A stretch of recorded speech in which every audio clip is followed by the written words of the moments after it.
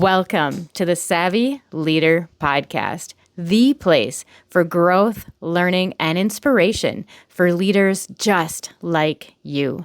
I'm your host, Kristen Gallatin, and each week we will dive into the grit, grace, and gratitude it takes to become the savvy leader you were always meant to be.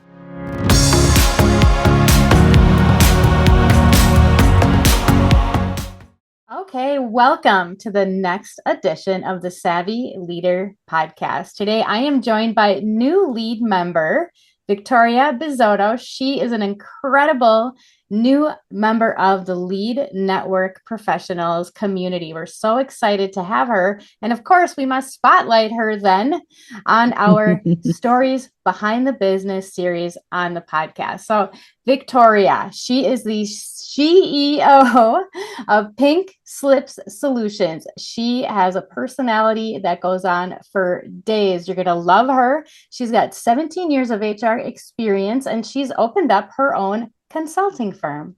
So we're excited to hear about that journey as a newer business owner and just somebody out there in the fascinating world of HR. There's so much going on out there. I'm sure we'll have plenty to talk about. But Victoria, tell us a little bit about you, where you come from, and why you made the leap to venture out on your own. I'm excited to hear it. Yeah. And Kristen, thanks for having me. It's been a pleasure to get to know you. I'll tell you a little bit about myself. So as Kristen said, I just started my own boutique consulting firm in HR called Pink Slip Solutions. I've got 17 years in corporate HR, but really I've done everything from writing handbooks to executive coaching. And that's what I'm doing in this firm. So we'll talk a lot about the professional stuff. Personally, I am the first American in my family. I affectionately call myself Min-Italian. So while I was born in Florida, I've been in Minnesota for a long time. So, but all of my grandparents are from Italy. My parents and my brother, their first language was Italian, growing up in Montreal. And so I really embrace that. I have two kids, a 10-year-old named Leo, 8-year-old named Carmela, and then our sort of flock of animals. We've got Cannoli, the cat, Meatball, my dog, and our Bunny's Bun. My daughter picked a non-Italian name. So that's where it is. But well, shame on her. I know. I tried saying like Roma, like pesto, anything. Can we do anything? But it's all good. So yeah. And then I just, again, outside of work, love gardening. I love to read. I'm at 53 books this year, murder mysteries. I know they talk about people who like read that also podcasts. I listen to a lot of those murder mysteries and development. Yeah. And love I'm here up north at my partner's cabin. And so we love to be out in the wilderness and just reconnect with the world. So that is so great. I love your story. I love that you embrace this Italian heritage that you have. Yes. I'm so excited. I mean, it's just wonderful to hear about it, but I just love to see your passion for it. So thank you for sharing that. And thank you for being you and just being so authentic. It's incredible. All right. So you had a recent big change in your life and it prompted you to make an even bigger change. Tell us about that. I mean, sure, you didn't have a position anymore, but why didn't you just go get another job or, instead? But tell us, I can't wait to hear what prompted you to venture out on this avenue. Yeah. Great question. I've been told over the years, hey, Victoria, you're so great in HR. You should start your own business. It comes from a lot of friends and family, right? Like from a sort of personal, not B2B side, people would be like, can you help me negotiate an offer? Can you help with my resume? Hey, I have this situation going on at work, or I'm running this company. I have this going on. Can you please help me? And over the last, truly probably 15 years, I'm just helping people on the side. And then recently this summer, I had some great friends of mine who own companies say like, hey, can you help us in a more formal capacity? So I was like, oh, well, while I start, while I was in the last role, which was a corporate role, I got some permission to do my business on the side. And then when my job, unfortunately went away, I was like, well, maybe this is a sign from God. I need to just go full force. And so I did. I've taken a leap of faith, and it's not just me. I have wonderful support and influence around me. I mean, my CMO is like one of my best friends, Jessa Brixius, and she's brilliant. And she's been helping me with my website. I mean, so many things. So yeah, I guess after a long time decided, okay, everyone else is betting on me. I should take a bet on myself too. Congratulations. Thank you. It's so exciting. And to hear that you've already got such a fantastic support system in place is almost enviable. I mean, I think so many of us jump out into this venture because we have a passion and a thought and idea. Yeah. And someone says, hey, go for it. It's good. And then, or you just can't help yourself but go for it. But we don't always see the support from our family, maybe our friends, sometimes our peers, but families sometimes get a little bit concerned about things like that because they're worried about you and they want to make sure that Yeah. you're taken care of and things like that. So, talk a True. little bit about these influences that helped you to be so courageous and make this change. Yeah. So funny. I just did this post like a few days ago on LinkedIn, but when I look at how I was brought up, my mother is the most persistent person I know. She would literally spend 3 hours, and I'm not exaggerating, on the phone with like the phone company or the cable company to get like a $15 credit. And I'm not saying $15 isn't a lot, but it was just like she really lived by her principles. And it was like, we had an outage or we didn't have XYZ for this many days and I'm going to get that back. And so she's really taught me that like persistence pays off. So my mother's one of those influences. My dad's another. My dad has the biggest heart and like the most integrity of anyone that I know. I mean, he's the best grandpa to my children and my brother's kids. He's the best dad. He has such a big heart, and like he tells me I'm a little prickly on the outside, but soft on the inside. I'm like, well, you gave me the inside, so thank you, Dad. And then the other person I would talk about is my nonna, who just recently passed away. She lived to be 95. And if you could like, put like Rosie the Riveter, like my grandma could have been her. She was so strong and independent. I mean, just she lived just a great life. And again, she always said to me, Victoria, like two things I remember her saying. One, bees attract more honey than water. Meaning be sweet, right? And if you're allergic to bees, I apologize. Maybe that doesn't resonate with you, but and then she always said, Victoria, it takes all kinds, meaning accept all kinds of people in your life, be kind, you know, go the extra mile and do what you can to be a good human. So those are three of the people that I'd like to highlight. And they're all family. I think it's Yes, so they are all wonderful. family. That is true. That's so great. But Yeah. you've got a good friend too that's supporting you, your Yes. CMO. So Yes. that's fantastic. Yes. Talk a little bit about some of the challenges you've been facing lately. I mean, you're launching a new business. There are so many moving parts. I'm excited to hear you've got a bestie out there supporting you. Yeah. What other I'm resources do really you need to lucky. tap into, or what were some of the challenges maybe you didn't expect to see? Yeah. I think some of the things that have been hard about starting a business are just like the valleys and the peaks, highs and lows, call it whatever you want to. Um, I'm candidly, this has been a rough week for me. I'm just like, should I keep doing this? Should I not? And then you're like, okay, I got to call this friend who can help me remember to keep going and ground me and give me the advice. So, it is truly about community. I mean, and I will offer to anyone, if you do not have community and you need someone, call me. I mean, love networking. I love getting to know people. More importantly, I love helping people. And if there's anything that I can do, I want to be a community for others. But it's really important. I mean, I was on the phone with my COO, excuse me, Jessa, for 2 hours today. We were talking about business, but she pretty much was a therapist for like an hour and a half. And I feel blessed that I can do that, and I like to do that for other people too. So yeah, And it can be so, I mean, listening to all the stories we've had with our lead members have been pretty yeah, enlightening and pretty amazing. And we've got more to go, and I'm excited about some of them, but so many, have they struggle with similar things. And I think it really takes a lot of hustle and a lot of heart and returning to that solid foundation of your why. Why did you do this in the first place? You had a bunch of encouragement, you had people supporting you, but what is it about this industry, or what is it you want to change, or what can you do differently than others that you're Yeah. So passionate about? thank you for asking. And I love how you phrase like it takes a lot of heart. It takes a lot of hustle. That's beautiful. And I'm gonna use that and I'll give you credit, Kristen, because that's awesome. I've just noticed throughout my career that companies like like not everyone, but they generally people think to like neglect to put their people and culture first, and they put profits and revenue first, which makes sense. But the reality of the situation is if you put people first, your profits will burst, which is one of the things that I talk about being a CEO of Pink Slip Solutions.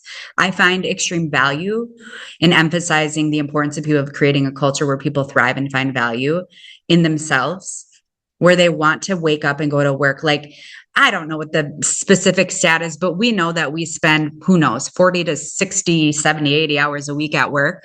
And if you're doing that and you're not happy, it's going to affect your entire life. And so companies, I want to help them realize like if you empower your people, if you do the right things, it'll work. I mean, 83% of employees who rate their culture at their workplace as good or excellent are going to produce more high quality work. And that's a stat from SHRM, if you Society for HR Management.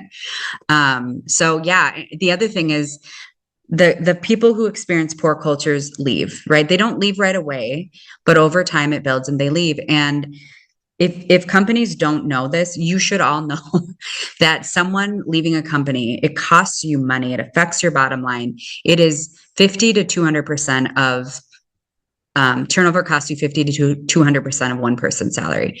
So if you have a turnover rate of 10% a year, and I'm making up some math, it's not my strong suit. I use Excel for that. But I mean, it really is costing you money if you're not taking care of your people. And I just want to help small to medium sized businesses understand that and do things about it. What a breath of fresh air. And to your statement there, math is not my gig either. I spent hours this morning working on this business plan, and I just had to shut everyone, just be quiet. I can't Get have away any. from me. Yeah, yeah. So no, you're in good company. Thank you. So I'm not sure if you're aware, but prior to my self-employment, I was in corporate for about 20 some years. And that was, it's still, I mean, so it's been 10 years since I left, and things, it doesn't sound like have changed much. And it's so disheartening because I had the same thoughts. And that was why I left, actually. I was Yeah. running, hundreds of people, a multi-million-dollar operation. And, my values just weren't aligned. And Mm-hmm. when you're trying to run a team of hundreds of people and you're expected to deliver information and execute on initiatives and promotions and different things like that, and you don't believe in the core philosophies, or you recognize how unrealistic the expectation is, it's really Absolutely. hard to be a leader in that position. But you don't have a choice. And you're right, you don't leave because the work's hard. We're here to work. Whether we're paid by the hour or by a salary, we're Yeah. we're receiving income because of the work that we're doing. So work isn't usually the issue, it's the atmosphere. And Mm-hmm. and you can have hard work and still feel appreciated and like you're making a difference. And that's Yeah. what's going to keep you going when you're in that kind of environment. But when you don't have your leadership supporting you, and when you can't get simple recognition for all of the efforts that you put forth, it is so disheartening. Isn't And it? Yeah. it's a shame that we're still here in this day and age with all the things that we know about people and mental health and all of Mm-hmm. that. We corporations continue to squeeze and squeeze and squeeze. And you like to pretend that it's not because they're worried about their bottom line, and then you find out otherwise. Yeah. So uh, Absolutely. it's so frustrating. But It is. It is. And it's it's like, could you do both? Could you care about the bottom line and me as an Hmm. employee? Hmm. And that is what I'm determined to help companies do. Because it is going to affect their bottom line. Hmm. Yeah. And it doesn't cost anything to care. It doesn't actually affect the bottom line Yeah. numbers to just care and to Yeah. radiate that type of behavior throughout. And it starts from the top down, and it's just unfortunate Yes. we Yeah. haven't progressed from that philosophy yet. But Yeah. And anyway. some people do have it right. I mean, Hmm. right? Like you think about, I actually have a really good friend of mine who just spent 5, 6 months kind of interviewing it on and off, not formally, but she formed a relationship and she really took her time to get to know these people. And she left a really toxic environment where, I mean, to the point where people were being recorded, their conversations in the workplace. It was like going to be where I live in Minnesota. It just snowed about 8 inches today. And it was like, if you're not coming into the office, you better be online. I mean, and these are salaried people. It's like, you really want to treat your employees like that? I mean, and their turnover is terrible. And I don't think they care. And I wish I could form a relationship with that person and help them realize you got to do something different. But yeah, it's So, just what tough. kind of things would you like to see implemented? I mean, how Yeah. can businesses foster a better, more productive environment? I mean, what are some simple things they could and should Yeah. be doing that don't cost a lot? I'm so happy you asked because I was going to find a way to weave this in if you didn't. Listen to your employees. I don't care if you have 3 or 3,000. What that looks like, it's simple. You don't even, here's some free advice. Please implement it. Is you can call them skip levels, you can call them focus groups, you can call them whatever the hell you want, but ask questions. Ask questions directly related to employee experience and how people are feeling. What are process improvements they need? How can they be more efficient? What can you do? Like, how is communication? I mean, you can just go to Google and say, like, give me a list of 10 questions to ask in a focus group, or like I said, some people call them skip levels. And if you have good trust, like if a leader has good trust with their team, they can do this. But I prefer to suggest the next leader above, or again, if you have HR do it and ask the questions, record the notes, take action. I am not saying that you need to listen to everything. I'm not saying that Barbara is like, you know what? I want the ice cubes to be shaped like hearts instead of cubes. That's really going to make my employee experience better. Don't listen to that. That's fine. We don't need to do that. But if you're hearing that like communication is poor, we don't hear things on time, it really prevents challenges to me getting my best work done, or you're not explaining the whys behind these changes that come, get your communicating them, like fix those things. So do focus groups, skip levels, whatever you want to call them, find the questions online, make sure they're relatable. And then the most important thing is to like take action and let people know you're taking action. So if you hear that the whys aren't being communicated with change, and that's something that you're going to change in your structure as a leader or the entire leadership team, then tell employees, we heard you say that you need more whys. So we're going to do that starting this date and then do it. And you don't have to pick a million things, pick 3 or 4. But that is really honestly a free and simple way of making people feel heard and changing employee experience to be positive. Why do you think they don't do it more? Are they afraid of what people are going to say, Mm-hmm. or they just think it's going to Mm-hmm. cost them a bunch of money they don't want to Yeah. spend? Or, Yeah. I mean, I have about 10 clients right now, and I would say half of them are afraid of the demands being too high or things that they cannot implement. Or like they're also afraid of disappointing people sometimes, right? Let's say, again, if you're that company that has 3,000 employees, and it's not that you're going to talk to every employee per se, people are afraid that they won't do enough to make them happy. But the problem is if you don't even try, then you just never know. yeah, you lost And before you even yeah, started. yeah. And then I think the other thing I would add to that, Kristen, is people start businesses because they are really good at a craft, right? Like I'm starting my HR, I've started an HR consulting firm. I'm great at HR. I already told you I'm not good at math. So am I going to be doing my own accounting? Absolutely not. That would be horrific. The IRS would come like arrest me probably or something when it came to tax season. So I'm going to contract that out. So the other thing that I really have observed and I give advice to is focus on your craft. Give the other stuff to me. Give the others. Give it to marketing. Give it to an HR person, and do what you're good at. And trust people and let other people handle expertise in other areas. So, um, we can't all be good at everything. I'm not. Yeah. And that is so key. And that comes into play as a small business owner too, though, budgets can be a little bit tighter, especially if you're solo or a micro and you've only got a couple of Yeah, people on staff and that's true. trying to find the funds. But I mean, at least recognizing where your strengths lie and then where they don't. And Yeah, then also at least having a plan in place of, okay, I'm going to do this for now, or maybe I can get, some consultation.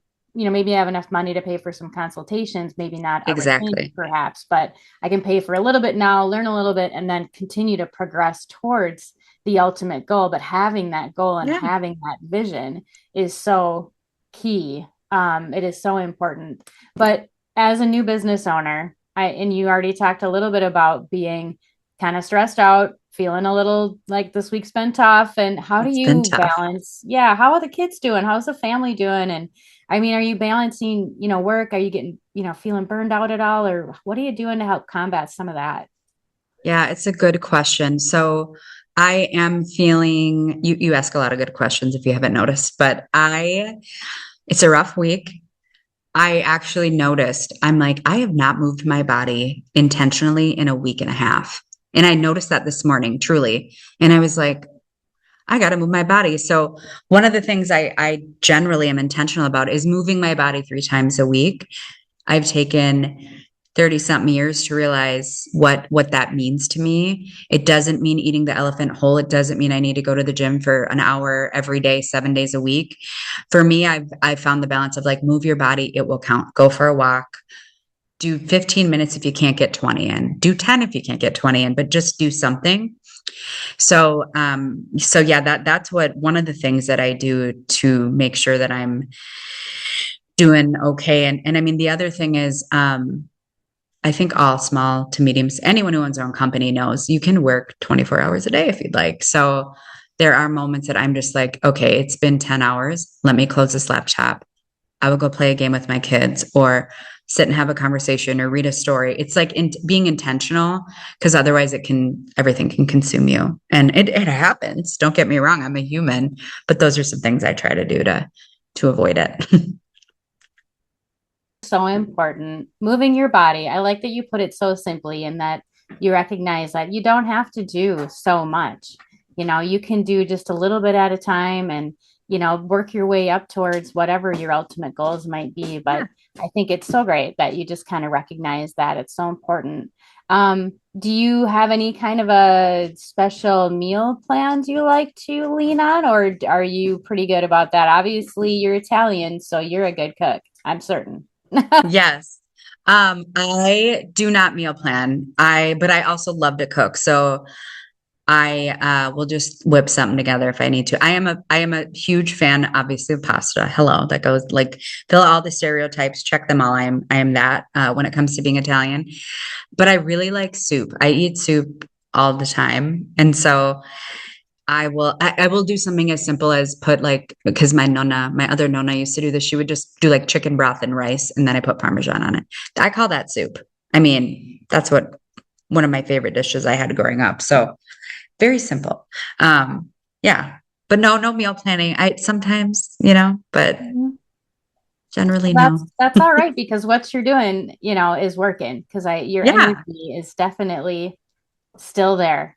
Yeah. You are Exactly. still larger than life. And I love it so much. I just love it so much, especially in the field and the industry that you're in, to have a personality that is just so magnetic like your own.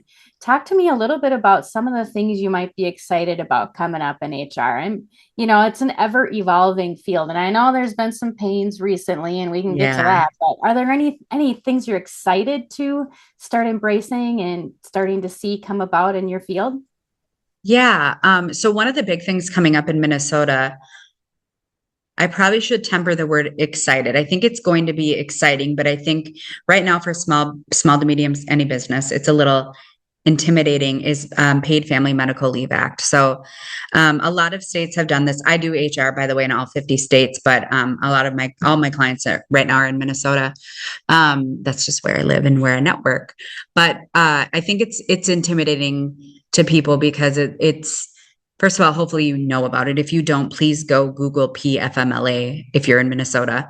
But it's an extra leave on top of Federal Family Medical Leave Act that is being implemented starting Jan 1, 2026. And there's some actions people need to do now. Like, for example, you need to notify your employees, even if you have half an employee, a part-time employee, you need to notify them by December 1st, which is, I don't know. We can't do math, but we know that's coming up quickly. So I'm excited to, again, help small and medium-sized businesses unpack things like that, things that seem intimidating and scary. One of my strengths is breaking down very complex problems into something simple where we can innovate and provide a solution. And so that's one of the things that I'm excited to help people with that don't know about it. That is so important. And I think I used to call that being a funnel of information because it sounds Yeah. like you're really, really good at understanding your audience. And Yeah. you can take all this complex information and then translate it in a way that they can digest it. And Yeah. also in bite-sized pieces so that they can take real action without feeling overwhelmed and bogged down. I mean, talk to us a little bit more about all these amazing skills that it takes to do the job that you're doing. I mean, you've got to be a people person, you've got to be Mm-hmm. organized, you've got to be on top of things. And also, there's compliance issues and things like that. And I love that you're able to work all across the country. I never Yeah. even thought about that. Yeah. So, I Yeah. mean, HR just spans, there isn't a whole lot of changes state to state that allows you to do that. But tell us a little bit more about what it takes to do what you're doing. I would say it takes ferocious curiosity, and that is something I am very good at. I'm not going to come in to a business and just, unless someone wants me to, start assigning and telling you what to do. I need to understand the business. What ticks? How do you make money? What are the problems you're facing? What do you want to innovate on? I mean, I have so many questions. And like I said, I'm ferociously curious. And that's what it takes to me to be a really great HR partner, fractional consultant, CHRO, whatever you want. You've got to be curious because you need to understand the businesses that you're consulting for in order to improve bottom line, help people make a culture better, et cetera. So that's what's different about me. I'm not going to do a one size fits all approach. If you want me to, I could, but I'd rather have a conversation in an intake session in a consult and understand what's going on and what's on your mind and then go from there. That's amazing. And I'm curious to hear though, when you meet businesses or when you step Yeah, into this role and you have these conversations, is there kind of a common denominator? I mean, certainly human resources can feel overwhelming and kind of sure. intimidating, I think, so to so Hmm. many. Is there something that people could immediately look for within their team or within the work that they're doing in their business to, little things that might be easy to address, just little things that you come across frequently?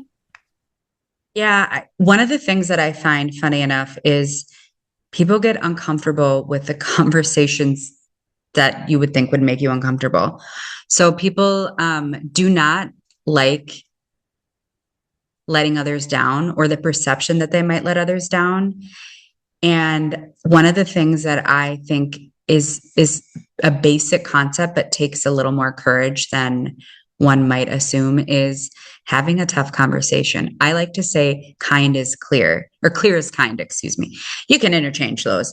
So in other words, if you're a business owner, let's say you've got two employees, well, I don't know, one does marketing, one does sales, and someone is not doing things the way that you would like or getting the results that you need, have the conversation. And if you're nervous about having the conversation, then practice it. write it down, write it down without any structure, and then go again on Google or ChatGPT and say, how do I have a productive conversation that's engaging?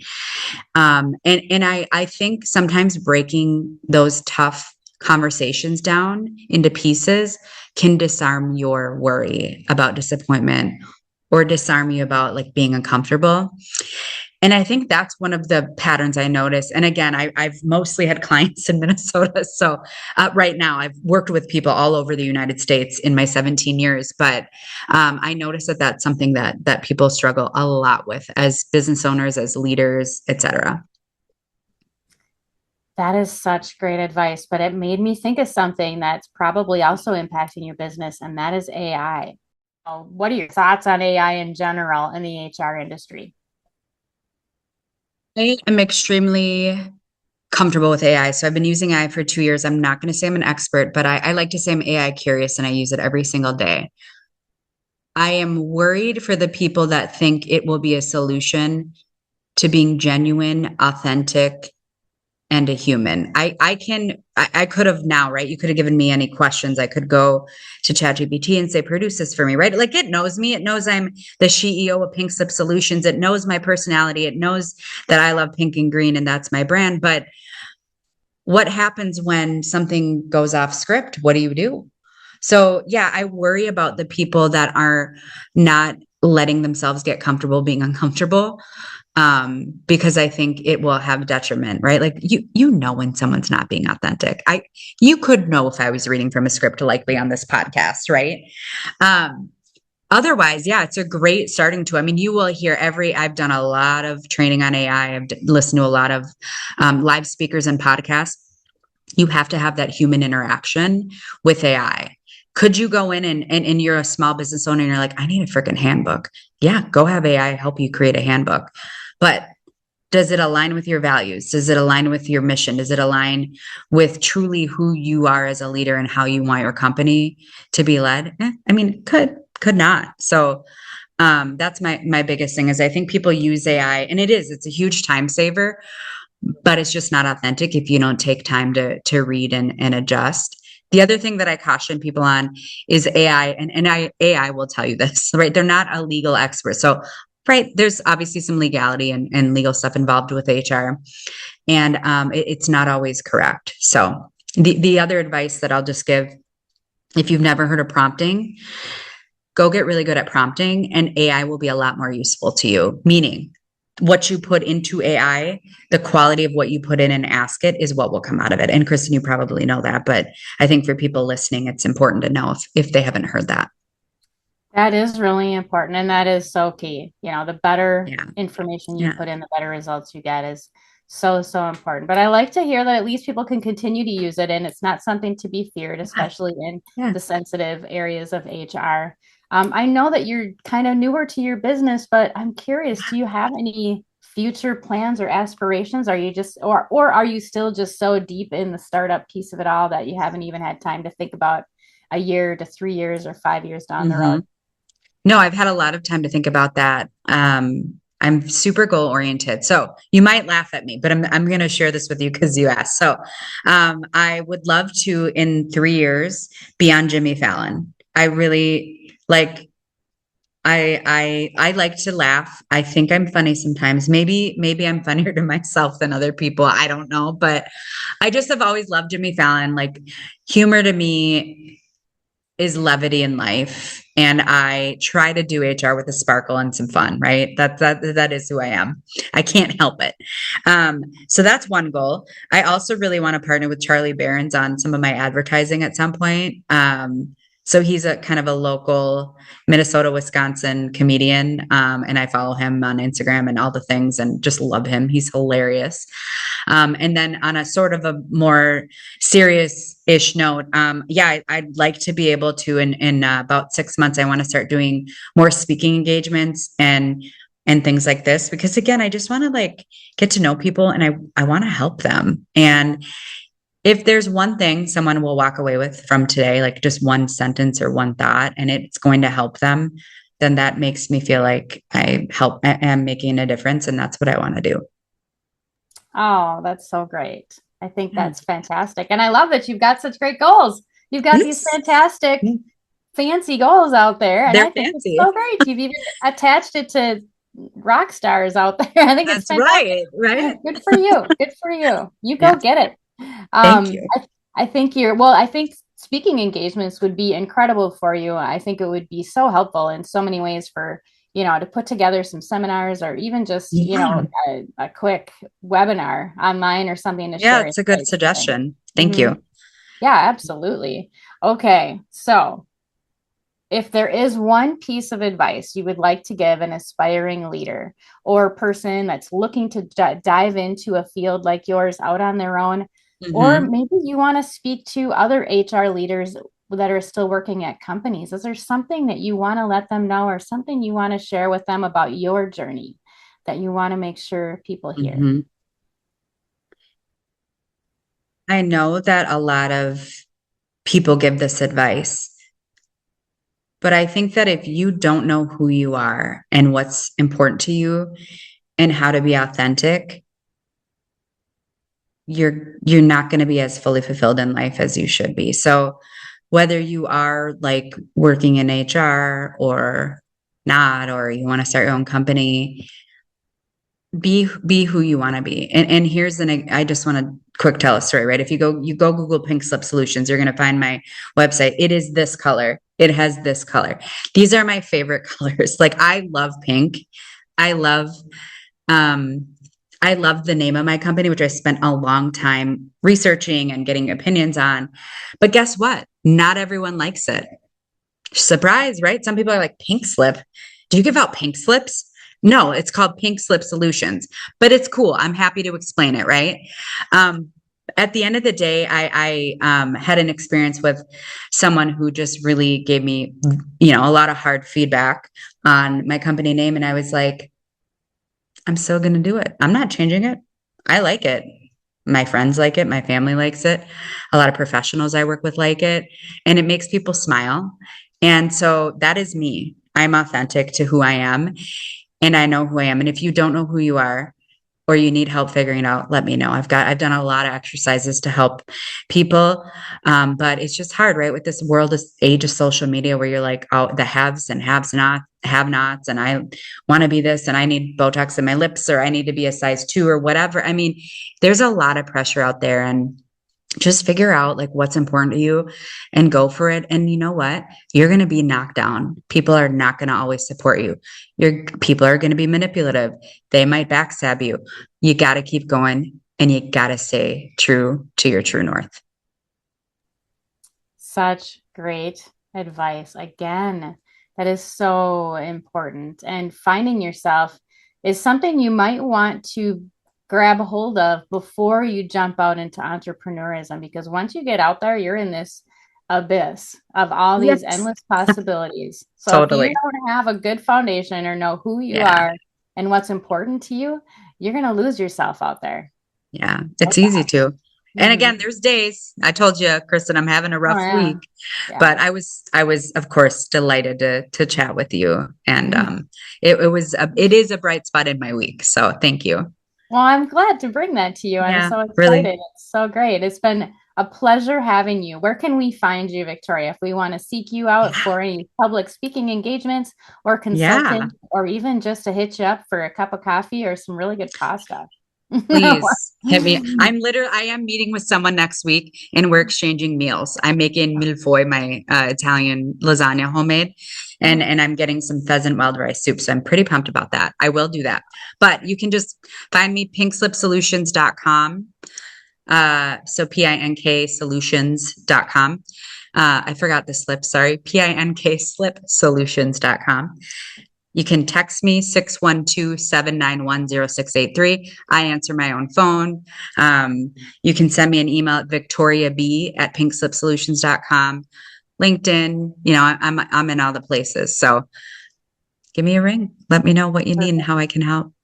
I love it so much. And I love the pink and green. And I love that you're branding yourself and you're so true to yourself and you're bold and out there in an industry that is typically so a little bit less Mundane. fun. Yeah.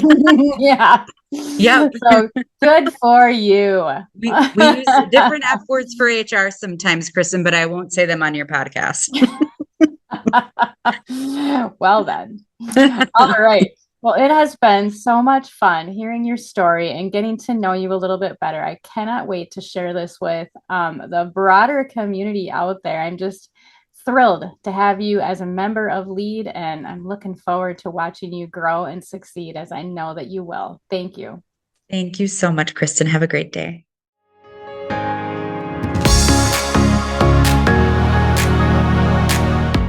Thanks for listening. We hope you enjoyed this episode of the Savvy Leader Podcast. Be sure to check the description below for any links or resources we mentioned today. And for even more inspiration and tools to help you on your own leadership journey, come on over and join the conversation in the Savvy Leaders Lounge. That's savvyleaderslounge.com. And we'll see you next time.